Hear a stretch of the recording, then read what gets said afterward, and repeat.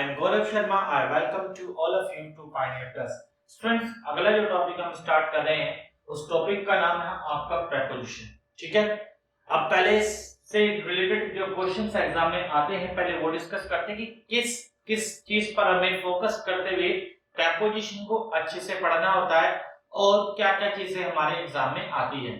ठीक है, उससे पहले एक बार डेफिनेशन देख लेते हैं प्रेपोजिशन की क्या होती है, उसके बाद डिस्कस करेंगे ये सारी बातें. देखिएगा, प्रेपोजिशन की बात करूं तो ये दो वर्ड से मिलकर बना है, pre plus position. Pre plus position. Pre का मतलब सिंपल सी बात है क्या होता है, पहले, और पोजीशन का मतलब स्थान. ठीक है, तो यानी कि ये कुछ ऐसे शब्द होते हैं जिनका स्थान क्या होता है, किसी से पहले होता है. किससे पहले होता है वो देख लेते हैं. तो ध्यान रखिएगा, प्रेपोजिशन एक ऐसा वर्ड है, ठीक है, जो नाउन और प्रोनाउन से पहले लगता है. इससे पहले लगता है नाउन और प्रोनाउन से पहले, और नाउन और प्रोनाउन से पहले लगकर वो उसका रिलेशन बताता है, उस नाउन और प्रोनाउन का रिलेशन बताता है दूसरे शब्द के साथ. ठीक है, तो सिंपल सी डेफिनेशन क्या होगी, preposition is a word which is used before a noun और pronoun to tell its relation with the other words. ठीक है, चलिएगा, जैसे मैं क्लियर करता हूं उसको. मैं लिखता हूं Mohan is different that Sohan. ठीक है, मैंने सेंटेंस लिखा मोहन इज डिफरेंट सोहन. तो देखिएगा यहां पर फ्रेंड और सोहन आपस में लिंक नहीं कर पा रहे हैं. अब इसे लिंक करना है तो सिंपल सी बात है, यहां पर हम क्या लगाएं, एक सुटेबल हमें यहां पर प्रेपोजिशन का यूज करना पड़ेगा. तो सुटेबल प्रेपोजिशन क्या है यहां पर, ऑफ. क्या है, ऑफ. तो ध्यान रखिएगा, अब देखिएगा कि ये सोहन क्या था, नाउन था. अब उस नाउन से पहले क्या लगा आपका, ऑफ लगा. अब इस ऑफ ने रिलेशन बताई क्या, कि सोहन जो है वो क्या है, फ्रेंड है. सोहन जो है फ्रेंड है. किसका फ्रेंड है, मोहन का फ्रेंड है.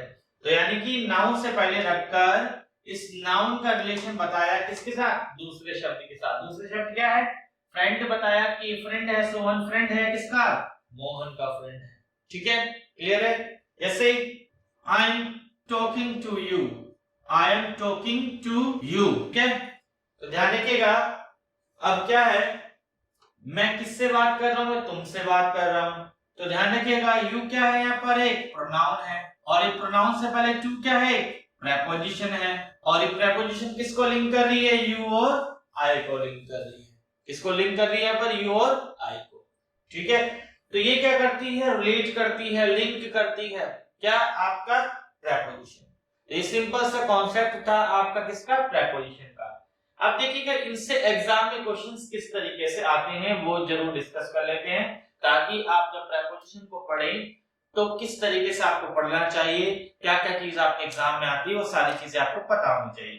ठीक है, तो सबसे पहले देखते हैं, देखिएगा इसमें जो आता है इसको पहले मैं रब कर देता हूं. देखिएगा सबसे पहले इसमें आते हैं application, applications of preposition. Prepositions की जो एप्लीकेशंस है, यानी कि प्रेपोजिशन का यूज कहां होगा, जैसे कि आपका और का यूज आप कहां करते हैं, एट का यूज कहां करते हैं, बिटवीन का यूज कहां करते हैं. ठीक है, ये आपका क्वेश्चन रिलेटेड. दूसरा आपका होता है इसमें फिक्स्ड प्रेपोजिशन. फिक्स्ड प्रेपोजिशन यानी कि आपको वर्ड्स लर्न करने पड़ेंगे, चाहे वो नाउन हो, चाहे वो वर्ब हो, चाहे वो एडजेक्टिव हो, उनके साथ कौन-कौन सी प्रेपोजिशन आती है. ठीक है, जैसे अगर मैं सेंटेंस लिखूं, my shirt is different than yours. My shirt is different than yours. तो यहां पर ध्यान रखिएगा कि यहां पर क्या मिस्टेक है, my shirt is different from yours. My shirt is different from yours. तो यहां पर आपको लर्न करना होगा क्या, कि डिफरेंट के साथ जो प्रेपोजिशन चलती है वो फ्रॉम है.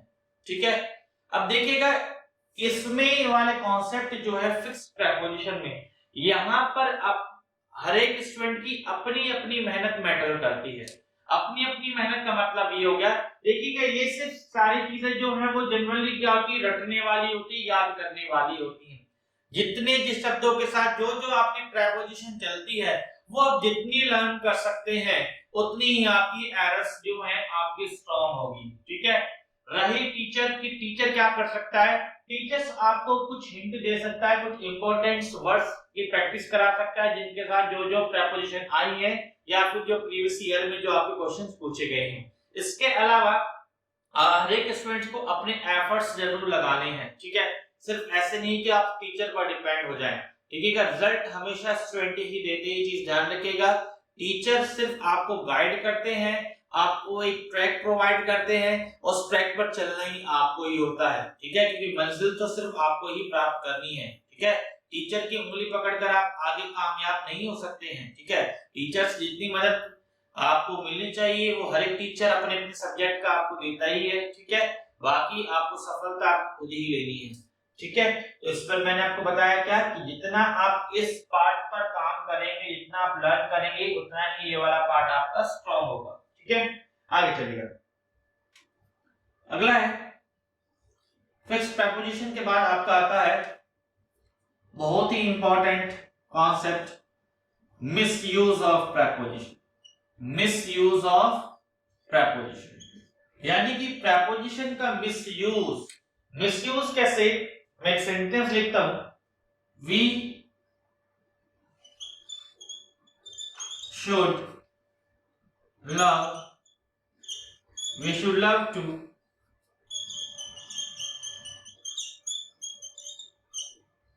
One another. We should love to one another.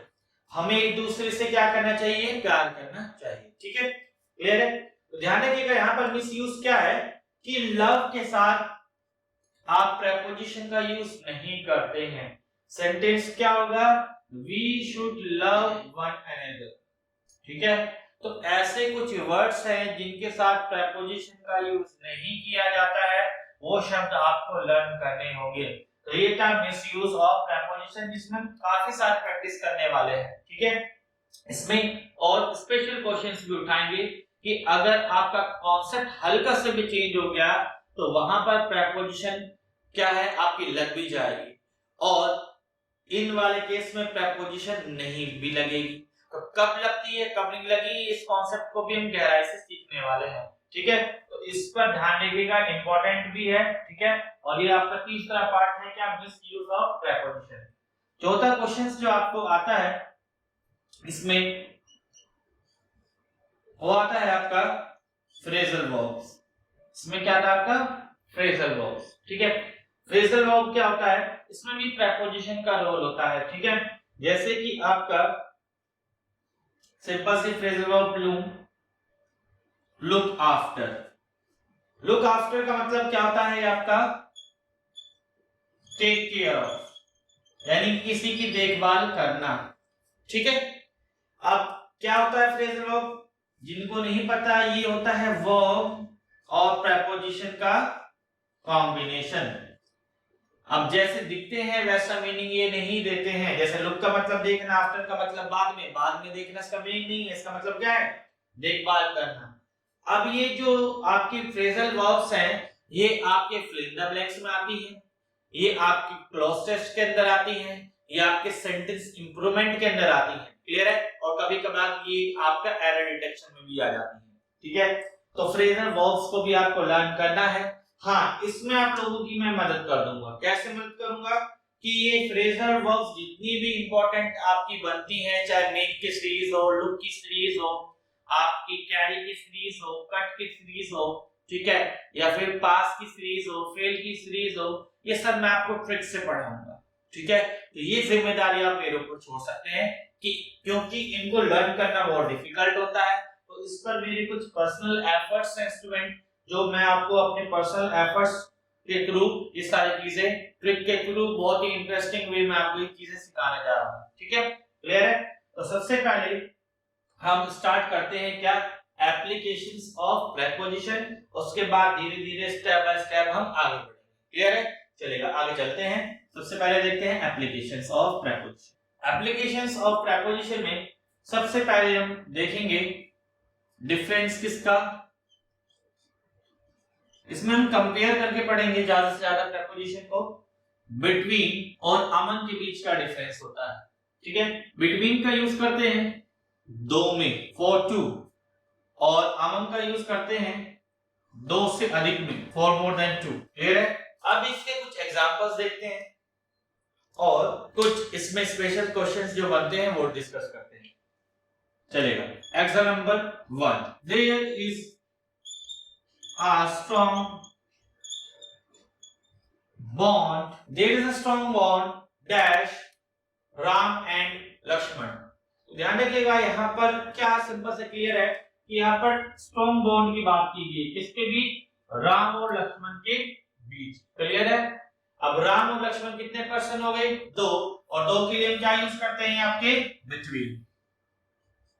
यहाँ पर क्या चल जाएगा आपका? क्लियर है? आगे चलते हैं एग्जाम्पल नंबर 2 पर। Distribute the sweets dash the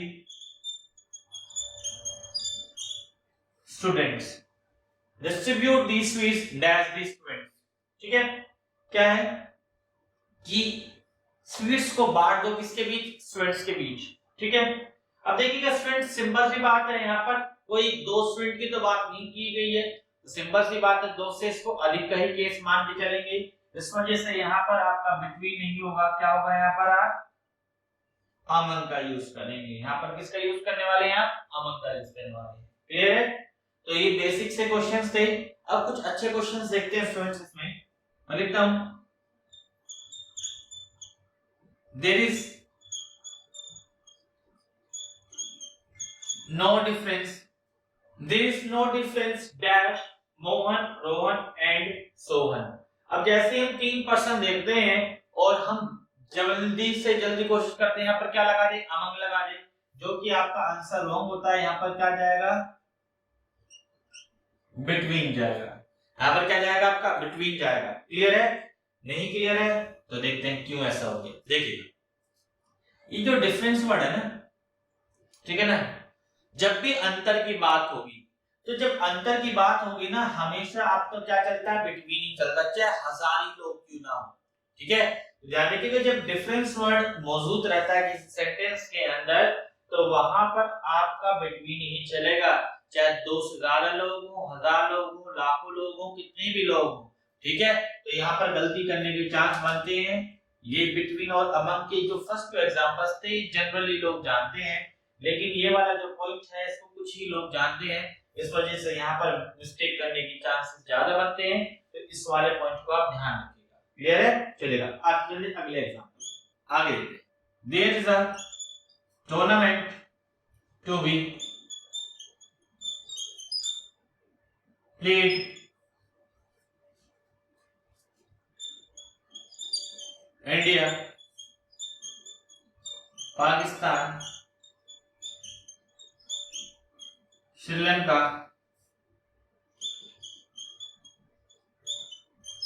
Bangladesh and Afghanistan. ठीक है, अब ध्यान रखिएगा यहां पर क्या हो रहा है कि there is a tournament to be played dash India, Pakistan, Sri Lanka, Bangladesh and Afghanistan. Clear है? तो ध्यान रखिएगा यहां पर क्या हो गया, यहां पर भी 2 से ज्यादा लोग हो गए, क्या लगाएंगे? अमन नहीं, यहां पर क्या जाएगा आपका? बिटवीन। यहां पर क्या जाएगा आपका? बिटवीन। ऐसा क्यों हो गया? यहां पर जो डिफरेंस वर्ड नहीं आया सर, तो यहां पर बिटवीन क्यों आ गया? देखिएगा यहां पर था आपका म्यूचुअल रिलेशनशिप। म्यूचुअल रिलेशनशिप का मतलब हो गया जब चीजें आपस में जुड़ी हुई होती हैं। कैसे जुड़ी हुई है यहाँ पर चीजें कि इंडिया, पाकिस्तान, श्रीलंका, बांग्लादेश और अफगानिस्तान के बीच एक ही टूर्नामेंट है जो इनके बीच खेले जाने वाला है। तो ये पांचों के पांचों लोग एक ही टूर्नामेंट से जुड़े हुए हैं, जिस कारण यहाँ पर आपका क्या गया? बिटवीन गया। जब म्यूचुअल रिलेशनशिप होगी तो एक से सॉरी 2 से ज्यादा के केस में भी आपका क्या जाएगा? बिटवीन ही जाएगा। क्लियर है? ध्यान रखिएगा यहाँ पर सिंपल सी बात है, ये कौन से टूर्नामेंट की बात की जा रही है?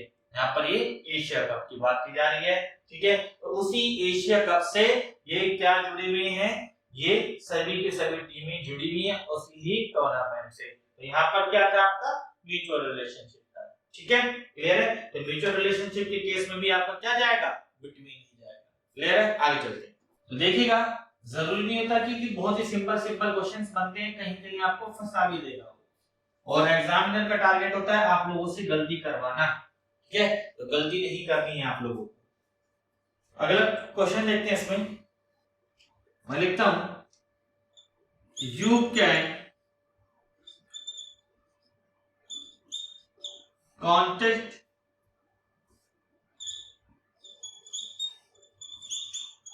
me between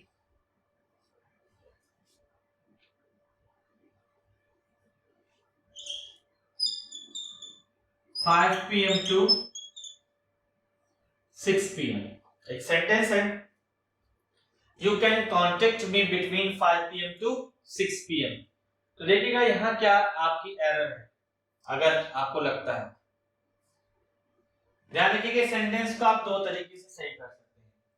या तो यहां पर आप बिटवीन की जगह लगा दें फ्रॉम, या फिर आप यहां पर टू की जगह लगाए एंड, या फिर टू की जगह लगाए क्या, एंड। तो हम बिटवीन का कॉन्सेप्ट पढ़ रहे हैं, तो यहां पर हम क्या लगा दें, एंड लगा दें। क्यों लगा दें, क्योंकि देखिएगा फ्रॉम का पेयर बनता है किसके साथ, टू के साथ, और बिटवीन का पेयर बनता है किसके साथ, एंड के साथ।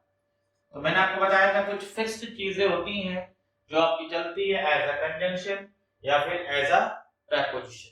क्लियर है, तो ध्यान रखिएगा।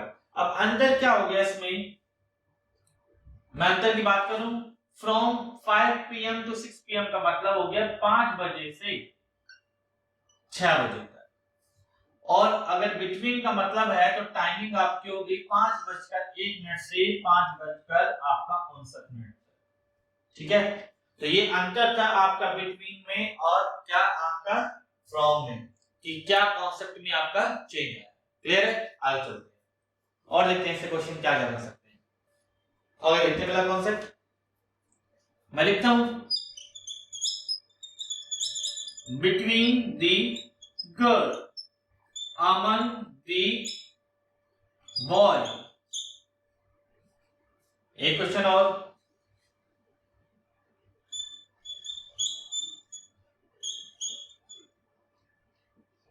between me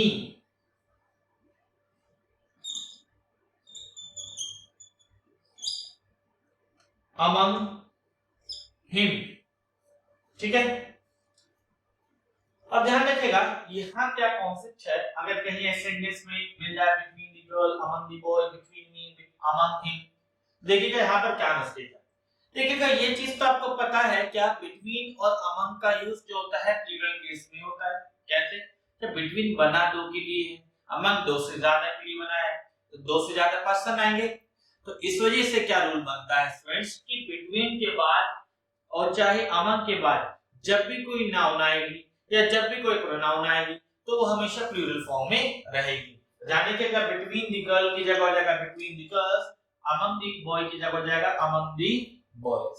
क्लियर है, ऐसे बिटवीन मी जो प्रोनाउन है वो आपका सिंगुलर यूज के लिए होता है, इस वजह से यहाँ पर आप क्या करें, बिटवीन मी की जगह क्या कर दें, बिटवीन अस कर दें।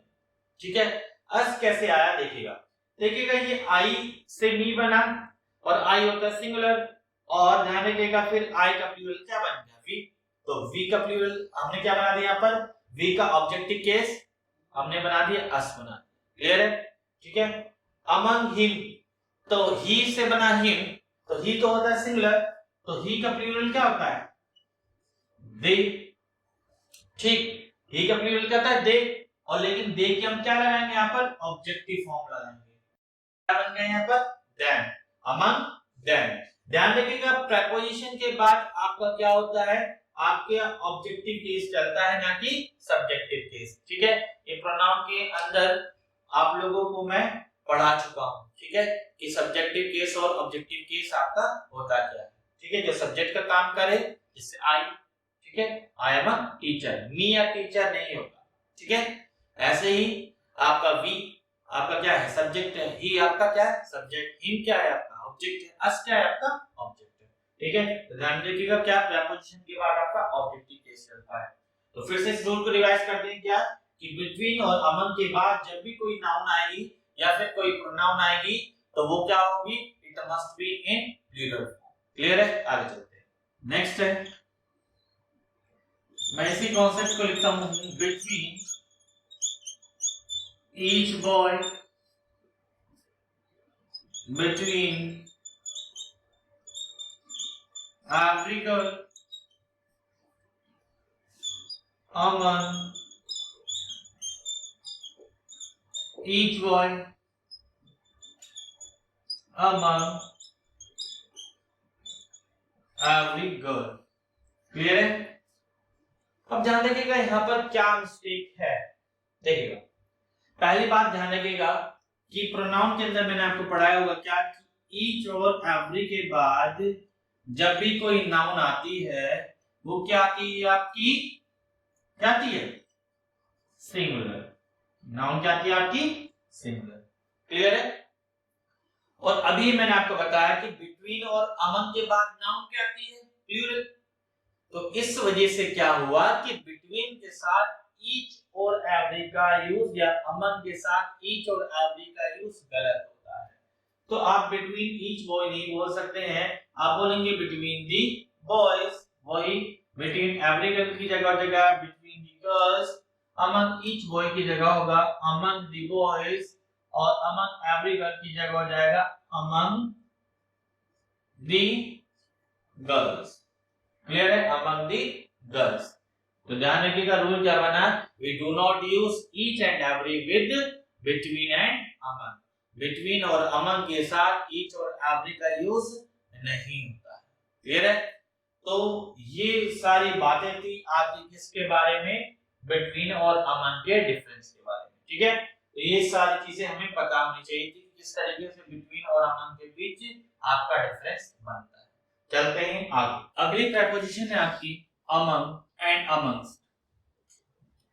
देखिएगा, अमंग और अमंग्स की बात करूं तो ध्यान रखिएगा ये दोनों ही, पहली बात तो कॉमन बात क्या है, ये दोनों काउंटेबल नाउन के लिए यूज होती है। ये तो हो गई इसकी कॉमन बात। लेकिन अमंग का यूज होता है before the sound of consonants. ठीक है? कॉन्सोनेंट्स के साउंड से पहले आपका क्या यूज होता है, अमंग। और अमंग्स का यूज होता है आपका बिफोर द साउंड ऑफ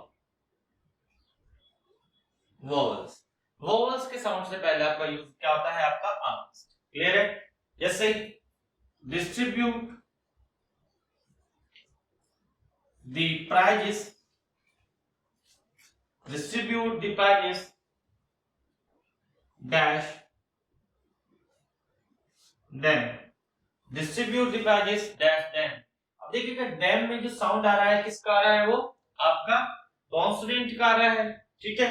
और कॉन्सोनेंट के साउंड से पहले क्या आता है आपका अमंग। तो यहाँ पर क्या हो जाएगा, distribute the prizes among them।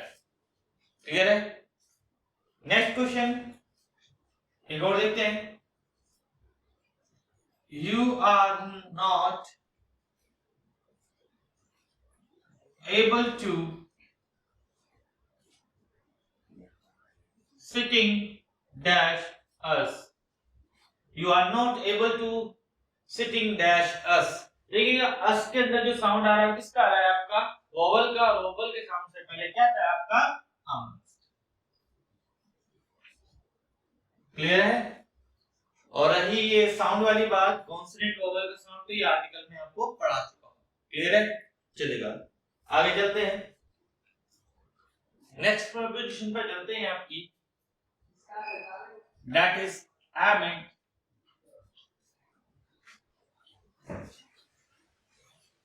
and amidst। amid and amidst। देखिएगा amid और amidst क्या है, इसमें अंतर क्या है अमंग और अमंग्स से। पहला अंतर तो ये है क्या कि ये जो है ये काउंटेबल प्लस अनकाउंटेबल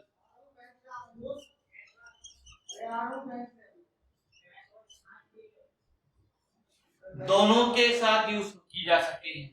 क्या, काउंटेबल और अनकाउंटेबल। जबकि क्या था अमंग और अमंग्स में आपने देखा कि वो सिर्फ काउंटेबल नाउन के साथ यूज की जा रही है। क्लियर है? अब ध्यान रखिएगा दूसरी बात क्या कि एमिड का यूज जो होता है वो होता है before the sound of consonant, before the sound of consonant. और एमिड्स का जो साउंड होता है यूज होता है सॉरी होता है before the sound of vowels, before the sound of vowels। Clear है? जैसे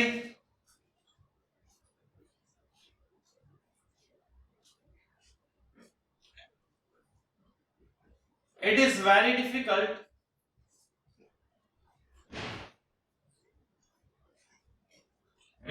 difficult to understand, it is very difficult to understand anything dash this pandemonium, it is very difficult to understand anything dash this pandemonium। pandemonium का मतलब होता है शोर, और जो शोर है वो क्या है आपका काउंटेबल अनकाउंटेबल, तो शोर को आप गिनते नहीं है, ठीक है। तो ये क्या होता है आपका अनकाउंटेबल, और अनकाउंटेबल से पहले क्या लगाएंगे यहाँ पर, क्या लगाएंगे यहाँ पर एमिड। एमिड्स क्यों नहीं गया, क्योंकि यहाँ पर साउंड जो था वो आपका किसका आ रहा था, कॉन्सोनेंट का आ रहा था, वोवेल का साउंड नहीं आ रहा था। क्लियर है? अगर सेंटेंस लिखता हूं, she can not sit dash us, ध्यान रखिएगा यहाँ पर साउंड किसका आ रहा है आपका अस, वोवेल का, तो वोवेल से पहले आप क्या लगा सकते हैं एमिड्स। क्लियर है? क्या यहाँ पर जो है आपका अमंग्स सही होता, बिल्कुल सही होता। क्यों? क्योंकि ध्यान रखिएगा एमिड्स का यूज काउंटेबल और अनकाउंटेबल दोनों के लिए हो सकता है, तो यानी कि लोगों की यहाँ पर बात की जा रही है तो वो काउंटेबल होगा, और इस वजह से यहाँ एमिड्स भी सही है और अमंग्स भी यहाँ पर सही है। लेकिन यहाँ पर अगर मैं बात करूं तो यहाँ ना अमंग जा सकता है, ना यहाँ पर अमंग्स जा सकता है, ना एमिड्स जाएगा, सिर्फ क्या जाएगा यहाँ पर एमिड जाएगा। क्लियर है? क्योंकि यहाँ पर ये क्या है अनकाउंटेबल किया गया, और फिर उसके बाद अनकाउंटेबल काउंटेबल के बाद आपको देखना क्या है कि साउंड किस चीज का। ठीक है, चलेगा, बढ़ते हैं नेक्स्ट प्रीपोजिशन पर। नेक्स्ट प्रीपोजिशन आपकी sorry beside, besides and except. ठीक है, इनको कंपेयर करके पढ़ते हैं। जनरली जो स्टूडेंट्स को दिक्कत आती है इन दोनों के डिफरेंस को समझने में दिक्कत आती है, लेकिन मैं आपको एक ऐसा ट्रिक कह सकते हैं या फिर आप ऐसा कॉन्सेप्ट कह सकते हैं कि आप बिसाइड्स और एक्सेप्ट का जो डिफरेंस है बहुत ही इजी वे में इसको सीख पाएंगे। क्लियर है? चलेगा, पहले देखते हैं बिसाइड क्या कहता है। देखिए बिसाइड बात करता है किसकी, एडजेसेंट की। किसकी बात करता है? एडजेसेंट, यानी कि के बगल में, कह सकते हैं आप के बगल के सेंस में यूज करते हैं, के बगल में। बिसाइड्स का मतलब होता है के अलावा, और एक्सेप्ट का मतलब होता है के अलावा। लेकिन ये बिसाइड्स जो है ये पॉजिटिव सेंस देता है, और ये एक्सेप्ट जो है ये क्या देता है, नेगेटिव सेंस देता है। इस पॉजिटिव और नेगेटिव का कॉन्सेप्ट ही आपको बहुत आसानी से क्वेश्चन को सॉल्व करने में मदद कर देगा। क्लियर है? कैसे मदद करेगा अभी देखते हैं। पहले बिसाइड को समझ लेते हैं। मैं लिखता हूं मारिया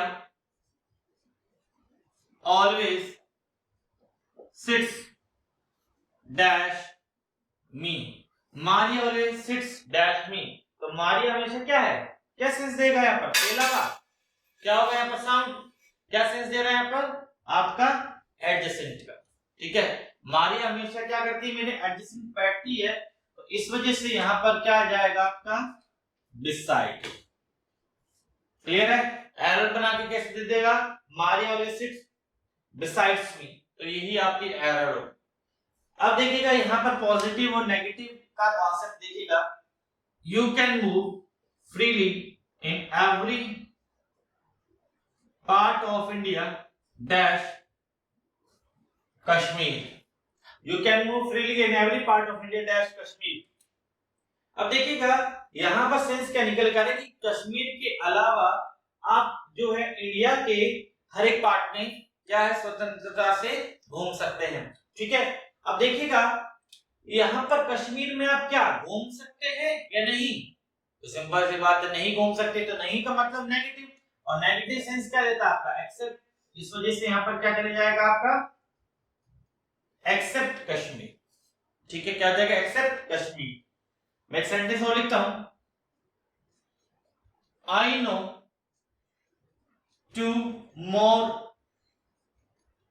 languages dash इंग्लिश।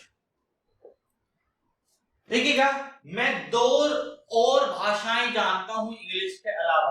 अब 2 और का होना, अब 2 और का होना नेगेटिव सेंस दे रहा है, पॉजिटिव सेंस दे रहा है, बताइए। आपके पास जो है वो तो है ही, और 2 और चीजें हैं, सिंपल सी बात है, वो भाई क्या दे रहा है आपका पॉजिटिव सेंस दे रहा है, तो पॉजिटिव सेंस दे रहा है, तो यहां पर क्या होगा आपका बिसाइड्स, क्या होगा बिसाइड्स। ठीक है, यानी कि इंग्लिश तो आप जानते ही, आप 2 भाषाएं और जानते हैं। अब ऐसे नहीं कि I know 2 more languages except English, ऐसा नहीं हो सकता सेंस, ठीक है ना, क्योंकि जब 2 बात कर रहा है तो आप मान के चलेंगे पॉजिटिव सेंस दे रहा, पॉजिटिव सेंस में आप क्या यूज करेंगे, बिसाइड्स। ठीक है, अगर वो सेंटेंस लिखूं मैं, I can tolerate everything except, और बिसाइड्स में से आपको चुनना है misbehaviour in my class. I can tolerate everything that's misbehavior in my class। ठीक है, ध्यान रखिए कि मिसबिहेवियर को मैं क्या नहीं कर सकता, टॉलरेट नहीं कर सकता हूं, नहीं का मतलब नेगेटिव, इस वजह से क्या होगा except misbehaviour in my class. Clear है, तो ध्यान रखिएगा ये पॉजिटिव और नेगेटिव का कॉन्सेप्ट अगर आपको इसी से क्लियर हो जाता है तो आपको बिसाइड्स और एक्सेप्ट का जो डिफरेंस है उसको समझने में कभी भी दिक्कत नहीं है। ठीक है, जैसे मैं कहने लगूं कि आपसे कि मेरे पास इस पेन के अलावा 2 और पेन हैं या 3 और पेन हैं, सिंपल सी बात है, यहाँ क्या सेंस आ रहा है आपका पॉजिटिव, यहाँ क्या जाएगा बिसाइड्स। मैं कहता हूं आप लोगों से क्या कि मैं टेस्टी क्या कहते हैं पेस्ट्री और केक के अलावा टेस्टी क्या भी बना लेता हूं, टेस्टी आप कह सकते हो सैंडविच भी बना लेता हूं। तो 2 चीज तो मैं टेस्टी बना ही लेता हूं, साथ के साथ साथ क्या सैंडविच भी टेस्टी बना लेता हूं, तो वो 2 चीज और एक एडिशनल, तो एडिशनल की बात क्या करता है आपका बिसाइड्स, यानी कि पॉजिटिव सेंस दे रहा है, तो वहां पर आप क्या लगाएंगे बिसाइड्स। क्लियर है, तो आपको सिर्फ इसी चीज पर कंसंट्रेट करना है कि गिवन सेंटेंस के अंदर पॉजिटिव सेंस आ रहा है या फिर आपका नेगेटिव सेंस आ रहा है। क्लियर है, चलेगा आगे चलते हैं नेक्स्ट प्रीपोजिशन पर। अगला है आपका प्रीपोजिशन अबव और बिलो। अब अबव और बिलो के बीच डिफरेंस जानते हैं, इसमें भी आपको एक सटीक पॉइंट बताऊंगा, ठीक है, उससे आपको क्लियर हो जाएगा कि आप अबव का यूज कैसे करते हैं, क्योंकि हो सकता है कि अबव को आप कंफ्यूज कर दे ओवर से और बिलो को कंफ्यूज कर दे आपको किससे, अंडर से। तो जब आपको पता होगी अबव का यूज कहां होता है, बिलो का यूज कहां होता है, तब ओवर और अंडर में कंफ्यूज नहीं होंगे। ठीक है, अभी थोड़ी देर बाद आप लोगों को ओवर भी पढ़ाऊंगा और अंडर भी पढ़ाऊंगा, ठीक है, पेशेंस रखिएगा। अब देखिएगा अबव की मैं बात करूं, बिलो की बात करूं, एक बात तो दोनों में ही कॉमन है, वो दोनों बात क्या कॉमन है इसके अंदर दोनों में, ये दोनों ही जो है ये बात करते हैं स्टैंडर्ड की, बात करते हैं किसकी, स्टैंडर्ड की। स्टैंडर्ड का मतलब कोई मानक है, कोई मेजरमेंट है, कोई मानक है, कोई क्या है मेजरमेंट है। यदि इस स्टैंडर्ड से ऊपर की बात हो रही है तो ये बन गया आपका अबव।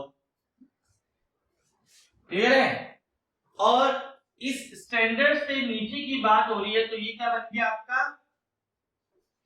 बिलो। ये क्या बन गया आपका below.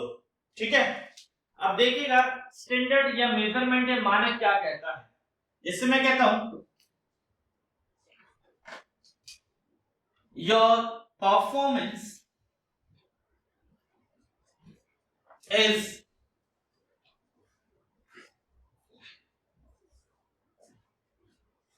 under average, your performance is under average। अब देखिएगा एवरेज जो है हमने पहले से डिसाइड कर रखा होता है कि एवरेज जो लोग हैं उनका जो स्टैंडर्ड है वो उस तरीके का होता है कि यार उनका जो स्कोर रहता है वो 70% होता है, ठीक है, कम से कम। तो एवरेज हमने पहले से ही डिसाइड कर रखी कि एवरेज लोगों में किन लोगों को हमें रखना है, ठीक है। तो इस वजह से यहाँ पर स्टैंडर्ड से किसकी बात हो रही है, नीचे की, और स्टैंडर्ड से नीचे की बात हो रही है, तो यहाँ पर अंडर नहीं होगा, क्या होगा आपका, बिलो होगा। Your performance is below average. Clear है। नेक्स्ट मैं बात करने लगूं, अगला सेंटेंस लिखता हूं। एक इडियम है, do not hit dash the belt, do not hit dash the belt. अब ध्यान रखिएगा, यहां पर क्या है कि एक रूल होता है युद्ध का, बैटल का एक रूल होता है क्या, कि कभी भी बेल्ट का जो पोर्शन होता है इससे नीचे वार नहीं किया जाता है, इससे नीचे अटैक नहीं किया जाता है, ठीक है। अब यानी कि यहाँ पर एक स्टैंडर्ड बना दिया गया क्या, कि इससे नीचे वार नहीं करना है, बेल्ट से नीचे वार नहीं करना है। तो कहने का मतलब ये हो गया, एक स्टैंडर्ड बना दिया गया और स्टैंडर्ड से नीचे की बात हो रही है, तो सिंपल सी बात है, यहाँ पर क्या जाएगा आपका, बिलो। क्या जाएगा यहाँ पर आपका, बिलो, ठीक है। अगर मैं कहने लगूं next, the water of the river is flowing dash danger level, the water of the river is flowing dash danger level। अब चीज ध्यान रखिएगा क्या, कि डेंजर जो लेवल है वो आपका पहले से ही क्या किया होता है, मेजर किया होता है कि भाई यार 15 फीट से ऊपर या 20 फीट से ऊपर आपका डेंजर लेवल स्टार्ट हो जाएगा। तो वो क्या कर रखा आपने, मेजर कर रखा है ना। उस मेजरमेंट से किसकी बात हो रही है, ऊपर की बात हो रही है, और ऊपर की बात है, ठीक है। तो यहाँ पर आप क्या लगा सकते हैं, above is flowing above danger level, ठीक है। अगर हो सकता है डेंजर लेवल से नीचे की बात हो रही होती तो आप यहाँ पर बिलो भी लगा सकते हैं। क्लियर है, ठीक है। लेकिन आपको लगाना पड़ेगा अबव और बिलो में से ही, यानी कि स्टैंडर्ड में से ही। यहाँ आप ऐसे नहीं लगा सकते ओवर डेंजर लेवल, ओवर का यूज यहाँ पर क्या हो जाएगा, गलत हो जाएगा। अगर सेंटेंस में आपको ऐसे दे दें, the water of the river is flowing over danger level, तो यहाँ पर आपका क्या हो जाएगा, सेंटेंस रॉन्ग होगा, ठीक है। क्लियर है। आगे एग्जांपल और देख लेते हैं। जैसे देखिएगा, पॉवर्टी लाइन जो होती है पहले से डिसाइड होती है कि इतने से कम रुपए कमाने वाले लोग जो है वो पॉवर्टी लाइन के नीचे आएंगे, और इतने रुपए कमाने वाले पॉवर्टी लाइन से ऊपर।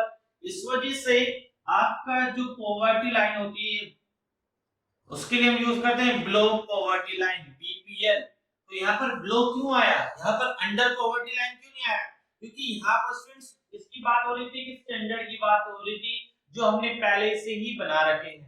तो ध्यान रखिएगा कि जब आपको अबव और बिलो पढ़ना हो तो सबसे पहली बात आप ध्यान रखिएगा क्या, कि आपको ये चीज ध्यान रखनी है कि यहाँ पर कहीं स्टैंडर्ड की बात तो नहीं हो रही है, और जब स्टैंडर्ड की बात हो रही है तो सिंपल सी बात है, वहां पर आपको ध्यान से यूज करना है क्या, अबव और बिलो। वहां पर आपको कंफ्यूज नहीं होना है किसके बीच, अंडर और ओवर के बीच, ध्यान रखिएगा, ठीक है। चलिएगा आगे चलते हैं नेक्स्ट प्रेपोजिशन पर। नेक्स्ट प्रेपोजिशन है आपकी अक्रॉस और थ्रू, अक्रॉस और थ्रू, ठीक है। चलिएगा, अक्रॉस का यूज हम कब करते हैं, पहली बात तो के पार डिस्टेंस में, ठीक है। के पार जैसे मान लो कि ये दो आपकी लाइनें हैं और इस लाइन से आप क्रॉस कर जाते हैं, तो ये हो गया आपका अक्रॉस। इस तरीके से आप इस पार से उस पार जाते हैं। थ्रू का मतलब होता है जब आप किसी चीज से होकर गुजरते हैं, किसी चीज से आप होकर गुजर रहे हैं, ठीक है, होकर गुजरना, ठीक है। जैसे माय फ्रेंड स्वैम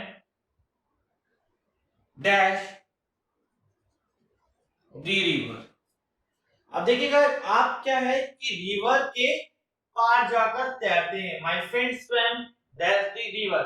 इस वजह से यहां पर क्या जाएगा आपका, अक्रॉस द रिवर। ऐसी कोई चीज नहीं है जिससे आप होकर गुजर रहे हो, क्या रिवर को पार करना पड़ता है इस पार से उस पार, इस वजह से यहां पर आपका क्या जाएगा, अक्रॉस। अगर मैं कहने लगूं you have to go you have to go dash this cave. अब देखिएगा केव यानी कि गुफा, गुफा से आपको क्या करना पड़ेगा, आप एक पार इस पार से उस पार जाएंगे या फिर उससे होकर गुजरेंगे। गुफा कैसी होती है आपके, लगभग आप मान लीजिए ये गुफा है, इससे आप होकर गुजरते हैं। जब आपको होकर गुजरना होगा तो यहाँ पर होगा you have to go through this cave, ठीक है। जैसे एक सेंटेंस और लिखता हूं मैं, the train passed dash the tunnel। तो टनल क्या, ट्रेन जो होती है उस सुरंग से क्या करती है, इस पार से उस पार जाती है या फिर उससे होकर गुजरती है। तो ध्यान रखिएगा क्या कि टनल क्या होती है, आप किस तरीके से आप मान सकते हैं टनल, इस चीज से वो होकर गुजर रही है। जब किसी चीज से आप होकर गुजरते हैं तो वहां पर क्या होगा आपका थ्रू, वहां पर क्या होगा आपका थ्रू। क्लियर है, ये था इसका ए पार्ट। इसका दूसरा पार्ट क्या है, यानी कि दूसरा यूज। एक्रोस का यूज आप कब करते हो, जब आप अपोजिट साइड की बात करें। क्या करें आप, अपोजिट साइड की बात करें। जैसे my friend waiting for me across the river, my friend waiting for me across the river. तो ध्यान रखिएगा जैसे ये रिवर है, ठीक है, तो यदि मैं यहां खड़ा हूं तो मेरा फ्रेंड कहां होगा, यहां पर होगा।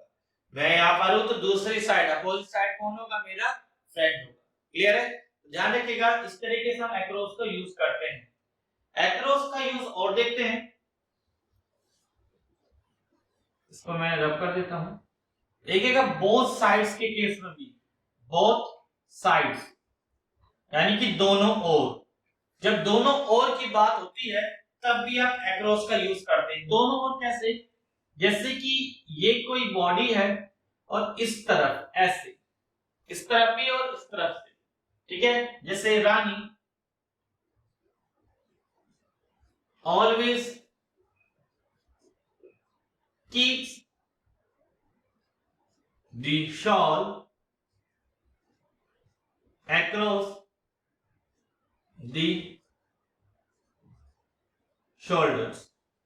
देखिएगा रानी क्या है, और शॉल को कैसे रखती है, across रखती है, यानी कि इस तरफ भी और इस तरफ भी। क्लियर है, तो जब भी across की बात होगी, ठीक है, तो वहां पर आप दोनों ओर का सेंस भी यूज किया जाता है। जैसे मान लो कि ये कोई ट्रैक है, ठीक है, और इस ट्रैक पर कोई पेड़ आकर गिर जाता है तूफान में, इस तरीके से, तो यहां पर किसकी कंडीशन बन रही है, आपकी एक्रॉस की कंडीशन बन रही है। क्यों, क्योंकि ये जो पेड़ का जो आपका ये हिस्सा है, ये जो है लाइन के इस तरफ भी है और लाइन के उस तरफ भी, इस वजह से यहां पर आप क्या यूज करेंगे, एक्रॉस का यूज करेंगे। ठीक है, और देखिएगा एक्रॉस से क्वेश्चन किस तरीके से पूछा गया है। देखिएगा मैं एक सेंटेंस लिखने जा रहा हूं, उसको समझते हैं। When I went to college, my friend suddenly came across me. When I went to college, जब मैं कॉलेज गया, मेरा फ्रेंड मुझे क्या किया, सडनली अचानक से कैम अक्रॉस। अभी कैम अक्रॉस का मतलब जानेंगे तभी इसको समझ पाएंगे और देखेंगे इसमें मिस्टेक क्या है। देखिएगा कम अक्रॉस जो है,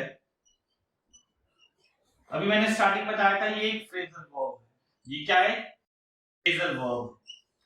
फ्रेजल वर्ब अभी आपको मैंने बताया था स्टार्टिंग में, ये वर्ब और प्रीपोजिशन का कॉम्बिनेशन है। कम वर्ब है और अक्रॉस क्या है, प्रीपोजिशन है।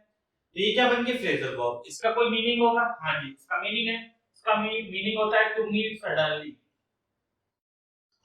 टू मीट सडनली यानी कि अचानक से मिलना। अब एक चीज देखिएगा, जब इसका मतलब अचानक से मिलना हुआ तो यहां पर जो सडनली का यूज है ये हो गया सुपरफ्लुअस। क्या हो गया, ये सुपरफ्लुअस। सुपरफ्लुअस का मतलब क्या होता है आपका, सुपरफ्लुअस का मतलब होता है आवश्यकता से अधिक। क्या मतलब होता है इसका मतलब, आवश्यकता से अधिक, मोर देन रिक्वायर्ड। यानी कि यहाँ पर हमें सडनली की नीड नहीं है और यहाँ पर हमने सडनली लगा रखा है, इस वजह से ये सेंटेंस आपका रॉन्ग होगा। क्लियर है?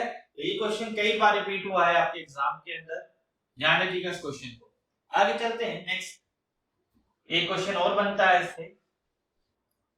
John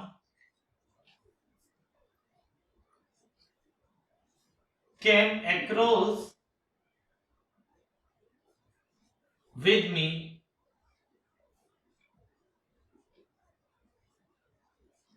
yesterday। एक सेंटेंस लिखा, John came across with me yesterday। तो ध्यान रखिएगा यहाँ पर क्या मिस्टेक है। अभी आप केम अक्रॉस का मतलब तो जान ही गए हैं। केम अक्रॉस का मतलब क्या है? To meet suddenly, to meet sudden, अचानक से मिलना। और विद का मतलब क्या आता है?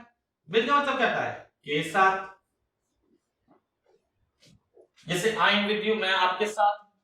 तो ये एक चीज ध्यान रखिएगा, सोचने वाली बात है कि जब अचानक से मिला तो वो साथ तो हो नहीं सकता। इस वजह से कम अक्रॉस के साथ विद का यूज भी गलत है। सेंटेंस क्या सही होगा? John came across me yesterday. यहां पर जो विद का यूज है वो रॉन्ग है। क्लियर है? चलेगा, आगे चलते हैं नेक्स्ट प्रेपोजिशन पर। अगली प्रेपोजिशन है आपकी टू एंड टूवर्ड्स। अब देखते हैं कि टू और टूवर्ड्स में क्या डिफरेंस होता है। देखिएगा, ये जो टू है ये बात करता है किसकी? डेस्टिनेशन की, गंतव्य की। और टूवर्ड्स बात करता है डायरेक्शन की। ये सिर्फ दिशा की बात करता है, ये गंतव्य की बात करता है। यानी कि यहाँ पर आपका पहुंचना टारगेट होता है टू के केस में, और टूवर्ड्स के केस में पहुंचना आपका टारगेट नहीं होता है। क्लियर है? जैसे अगर मैं सेंटेंस लिखूं, दो I am going to the station, I am going to the station, और एक सेंटेंस लिख रहा हूं, I am going towards the station, I am going towards the station. अब यहां पर मैंने दो सेंटेंस लिखे, क्या? I am going to the station, I am going towards the station. यहां पर कौन सा सेंटेंस सही है? यहां पर स्टूडेंट्स दोनों ही सेंटेंस क्या है? सही। क्यों? देखिएगा, दोनों सही क्यों है और अंतर क्या है ये भी जानते हैं। देखिए, I am going to the station का मतलब मैं स्टेशन जा रहा हूं। स्टेशन मेरा क्या है? टारगेट है, वहां पर मुझे पहुंचना है, तो इस वजह से सही है। और आई am going towards the station का मतलब हो गया मैं स्टेशन की ओर जा रहा हूं। हो सकता है स्टेशन के पास बिल्कुल मेरा ऑफिस है, ठीक है, हो सकता है स्टेशन के पास मेरा दोस्त रहता है, वहां पर मुझे उससे मिलने जाना है। तो यहाँ पर आपका ये सेंस हो गया, यानी कि टुवर्ड्स की केस में स्टेशन पर पहुंचना मेरा टारगेट नहीं था। मेरा टारगेट कब होगा? जब मैं टू का यूज करूंगा। मैं क्या यूज करूंगा? टू का यूज करूंगा, तब मेरा टारगेट होगा। अब कैसे एरर बन सकती है?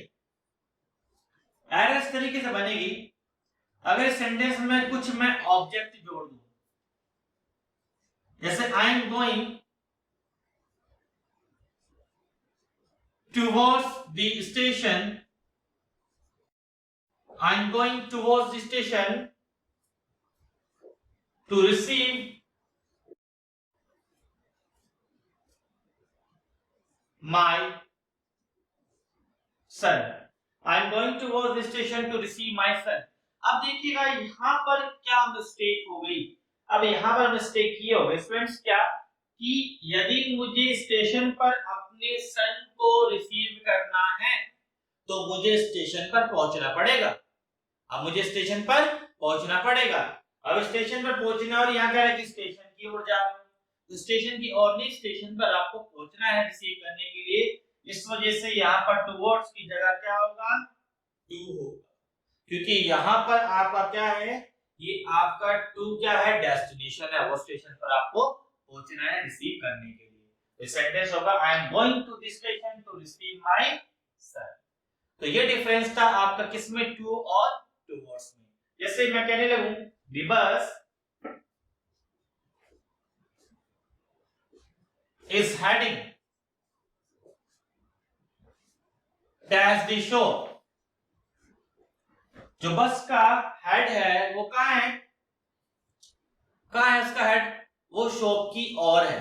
ठीक है, तो शॉप की ओर है तो यहाँ पर डायरेक्शन की बात कर रहा है और डायरेक्शन की बात होगा towards. The bus is heading towards the shop. Clear है? यहां तक चलेगा। आगे बढ़ते हैं, अगली प्रेपोजिशन देखते हैं स्टूडेंट्स। ऑन,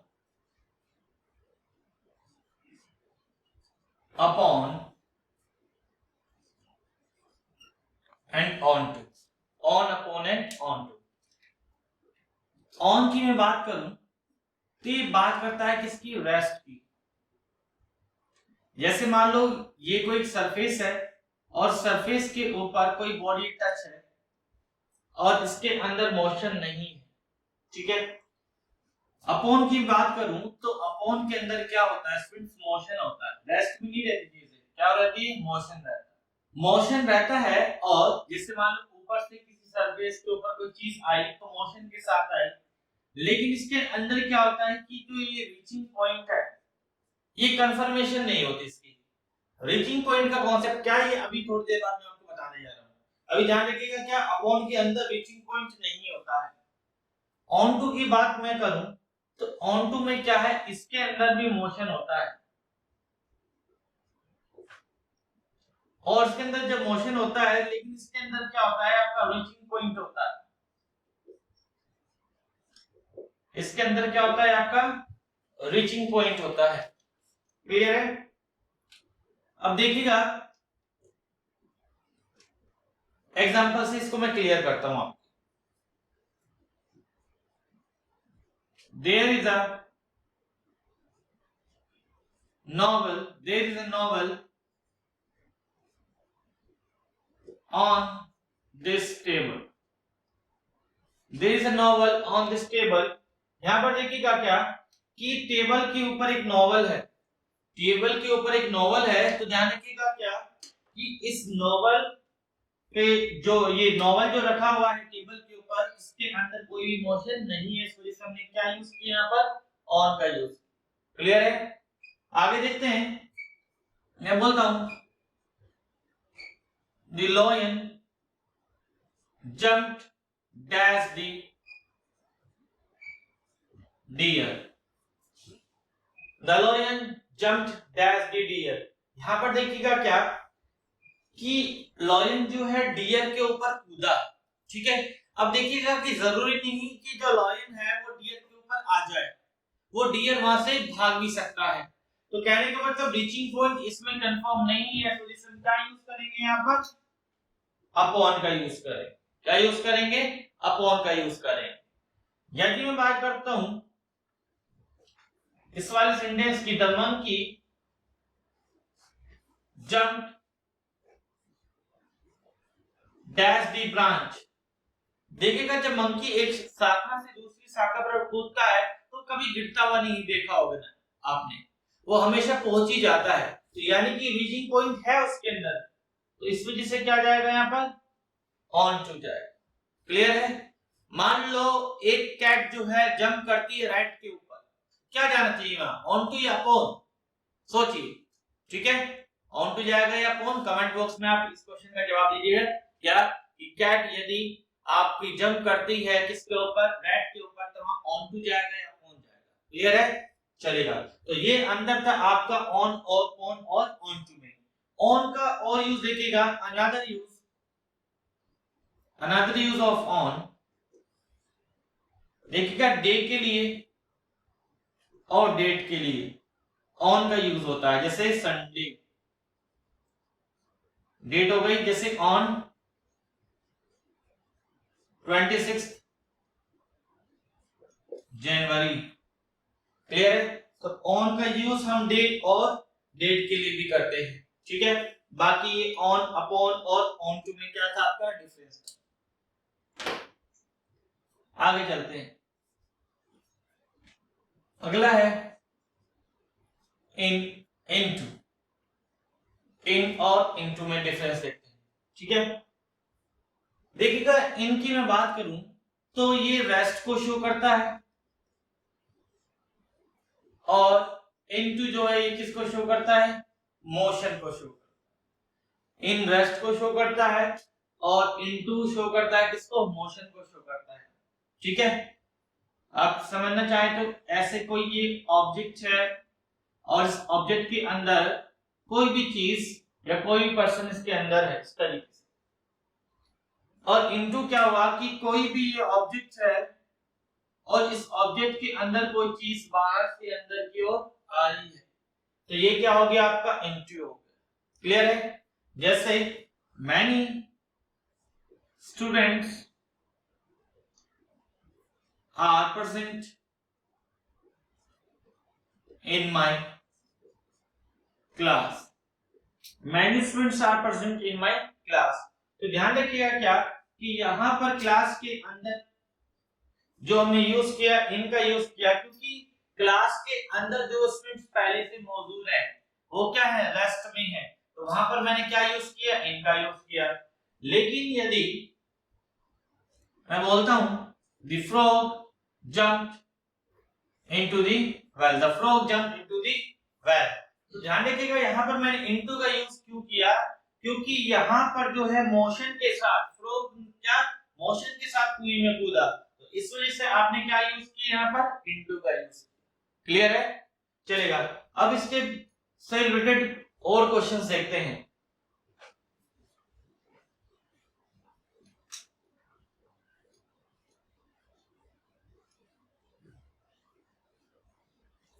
इन और इनटू क्वेश्चंस देखने से पहले इनकी और मैं बात बता दूं कि इनका यूज करते हैं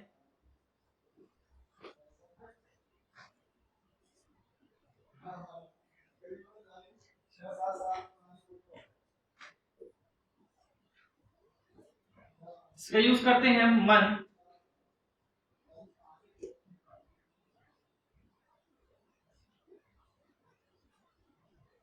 जैसे कि जनवरी और ईयर के लिए, और ईयर के लिए जैसे 2020। क्लियर है? तो ऑन का यूज आपने देखा था डे और इसके लिए डेट के लिए, और इनका यूज होता है मंथ और ईयर के लिए। क्लियर है? ये चीज ध्यान रखिएगा। आगे देखते हैं questions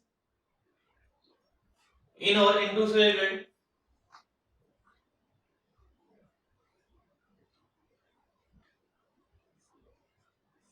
My boss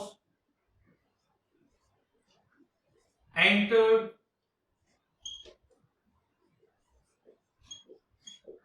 into the office।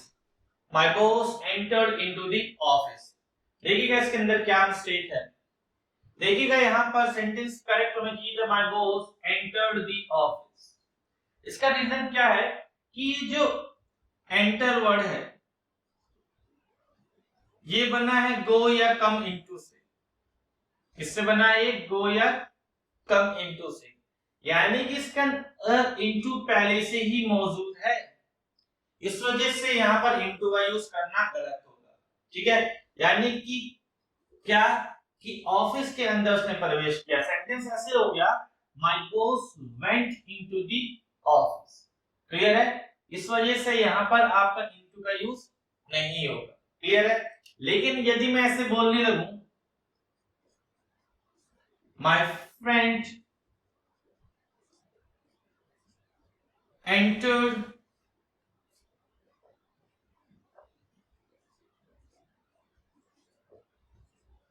into the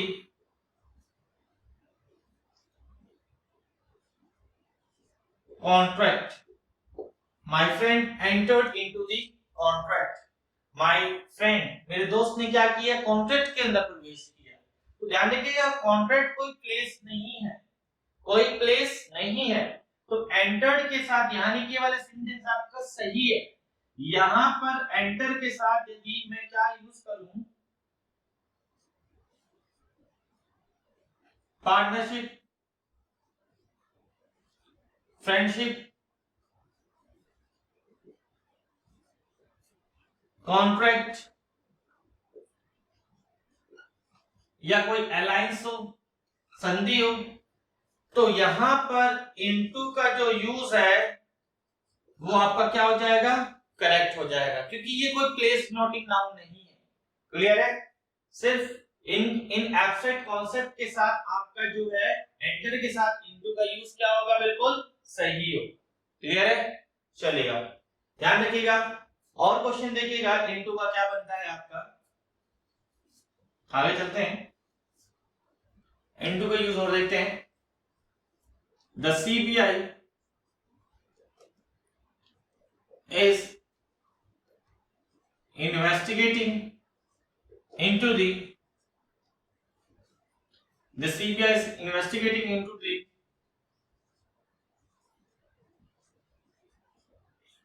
murder case. The CBI is investigating into the murder case. यहाँ पे ध्यान रखिएगा, यहाँ पर क्या मिस्टेक है कि यहाँ पर इन्वेस्टिगेटिंग के साथ into का यूज गलत है। सेंटेंस सही होगा the CBI is investigating the murder case. Reason इसका ये है कि जो ये इन्वेस्टिगेट है ये बना है किससे, इंक्वायर इनटू से। किससे बना है ये, इंक्वायर इनटू से, यानी कि इन्वेस्टिगेट के अंदर इनटू पहले से ही मौजूद रहता है। इस वजह से इन्वेस्टिगेटिंग के साथ जो इनटू का यूज है वो क्या होता है आपका, रॉन्ग होता है। क्लियर है? ये मैंने आपको लॉजिक भी बता दिया, सिर्फ रटने की आपको जरूरत नहीं है। ठीक है, आगे चलते हैं। आगे देखिएगा, डिफरेंस इन और एट, इनको कंपेयर करते हैं हम एट से। देखिए इनका यूज आप यूज करते हैं कहां, स्मॉल सॉरी इनका यूज करते हैं बिग प्लेस के लिए, बड़ी जो जगह होती है, और एट का यूज स्मॉल प्लेस, जैसे कि स्मॉल टाउन, विलेज, ये सब। ठीक है, जैसे आई लिव इन या एट दिल्ली, तो देखिएगा दिल्ली क्या है, बिग प्लेस है। ठीक है, तो हम क्या यूज करेंगे यहाँ पर, इनका, आई लिव इन दिल्ली। लेकिन मैं यहाँ पर दिल्ली की किसी जगह का जिक्र कर दूं, आई लिव एट रोहिणी इन दिल्ली। ठीक, और यहाँ पर एट की जगह मैं क्या लगा दूं, इन लगा दूं, I live in Rohini at Delhi, तो गलत हो जाएगा। यहाँ पर देखिएगा दिल्ली बड़ी जगह है और दिल्ली का एक छोटा सा हिस्सा क्या है, रोहिणी, तो रोहिणी के साथ में क्या लगाऊंगा, एट लगाऊंगा। ठीक है, और दिल्ली के साथ में क्या लगाऊंगा, इन लगाऊंगा। क्लियर है? दूसरी बात, एट का यूज कहां करते हैं आप, टाइम के लिए, टाइम के लिए भी आप यूज करते हैं एट का, जैसे 2 o'clock, 3 o'clock। जैसे मैं आपको एक सेंटेंस लिखूं, I will contact you on 4 o'clock, I will contact you on 4 o'clock, तो यहां पर सेंटेंस सही होगा, I will contact you at 4 o'clock। यहां पर जो ऑन का यूज है वो क्या होगा आपका, रॉन्ग। क्लियर है? ध्यान रखिएगा। तो ये था आपका इन और एट का कॉन्सेप्ट। आगे चलते हैं, अगली प्रेपोजिशन है अगेंस्ट। ठीक है, अगेंस्ट का मतलब पहले तो आता है के सहारे, के सटकर, वो चीज टच है। ठीक है, जैसे there is a letter against the wall, तो अब जैसे देखते हैं कि ये एक वॉल है और वॉल से एक लेटर सटकर खड़ी हुई है। ठीक है, तो यहां पर क्या है, आप कौन सी प्रेपोजिशन का यूज करेंगे, अगेंस्ट। क्लियर है? अगेंस्ट का सेंस और होता है के विरुद्ध, के विरुद्ध के सेंस में भी हम अगेंस्ट का यूज करते हैं। जैसे I am not against, I am not against you, मैं आपके विरुद्ध नहीं हूं। क्लियर है? तो यहां पर अगेंस्ट का यूज आप कर सकते हैं। ठीक है, तीसरा अगेंस्ट का यूज और है, ये अपोजिट डायरेक्शन की बात करता है, विपरीत दिशा।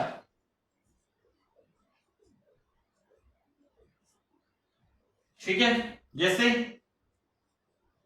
It is difficult to sail a boat against the water current, against the water current, it's difficult to sail a boat against the water current. जैसे आप देखे हो कि जब कोई बोट है वो जो नदी में चलती है, तो उसमें दो जो स्ट्रीम है, जो करंट है वो फ्लो होते हैं, एक अप स्ट्रीम और डाउन स्ट्रीम। डाउन स्ट्रीम क्या होता है आपका, जो लहर के साथ चल रहा है, करंट के साथ चल रहा है, तो उसमें स्पीड ज्यादा होती है, और जो अप स्ट्रीम है उसमें स्पीड कम होती है, क्योंकि वो अपोजिट डायरेक्शन की बात होती है। तो वही अपोजिट डायरेक्शन की बात मैंने यहाँ पर भी की है, इसका यूज करके, अगेंस्ट का यूज करके। तो ये आपका अगेंस्ट प्रीपोजिशन का, इसमें जनरली ये वाला क्वेश्चन थोड़ा सा इंपॉर्टेंट होता है, जिसमें आपका क्या होता है, अगेंस्ट का यूज करते हैं केस सहारे के सेंस में, केस सर्ट सेंस में। क्लियर है? चलेगा, आगे चलते हैं। अगली प्रीपोजिशन है आपकी क्या, अबाउट। अब देखते हैं इसके बारे में, अबाउट के बारे में। अबाउट का मतलब होता है तो के बारे में, के बारे में। जैसे I know about the fact, मैं फैक्ट के बारे में जानता हूं, I know about the fact. Clear है? तो यहां मैंने यूज किया किसका, आपका अबाउट का। अगला अबाउट का मतलब होता है, और भी आप यूज करते हैं, कब, लगभग के सेंस में। किसके सेंस में, लगभग के सेंस में। ठीक है, देखिए स्टूडेंट्स, ये जो मैं आपको पढ़ा रहा हूं, आपको प्रीपोजिशन अबाउट के बारे में, ठीक है, अगेंस्ट के बारे में, ओवर के बारे में, अक्रॉस के बारे में, थ्रू के बारे में, अभी आगे और पढ़ेंगे।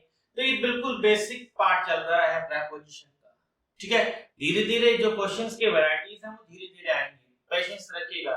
इसमें मैंने आपको बताया फ्रेजल वर्ब ट्रिक के साथ आपको पढ़ाने जाऊंगा। ठीक है, और इसके अलावा मिसयूज ऑफ प्रीपोजिशन।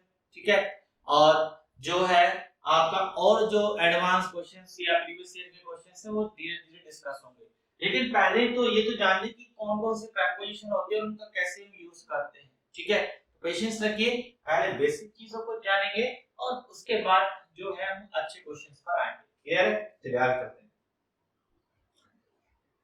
लगभग इसका मतलब होता है, आगे चलते हैं।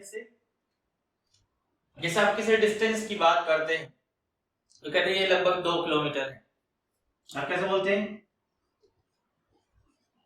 It is about 2 kilometre, it is about 2 kilometre. Clear है? दूसरी बात, अगर मैं subject plus is am are का यूज अबाउट 2 के साथ, V1 के साथ करूंगा,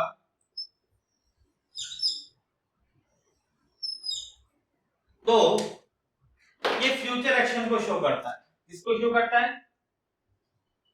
फ्यूचर एक्शन। ठीक है, जैसे Rajesh is about to come, Rajesh आने वाला है, तो आपने क्या बोला, Rajesh is about to come. Clear है? ध्यान रखिएगा। तो इस तरीके से हम अबाउट का यूज करते हैं किसी भी सेंटेंस के अंदर। चलती है, ठीक है, आगे चलते हैं।